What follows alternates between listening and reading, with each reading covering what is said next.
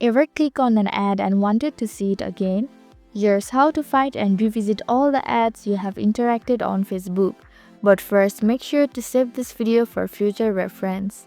Hello everyone, I'm Jasmine from Online Help Guide, and today I'll walk you through the process of how to find recently viewed ads on Facebook. It's pretty simple and quick, so let's get started with the video. First, launch the Facebook app on your device. Tap the three horizontal lines icon at the top right corner of the screen and tap Settings and Privacy. Again, tap on the Settings option. Under the Meta Account Center, tap on the Ad Preferences.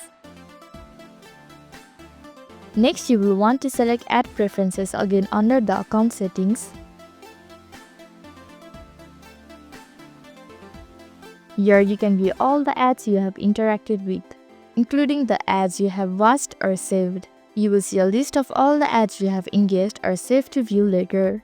So this is how to find recently viewed ads on Facebook. Thank you for watching Online Help Guide. I hope this video was helpful. If it was, then hit the like button and comment down if you have any questions or feedback.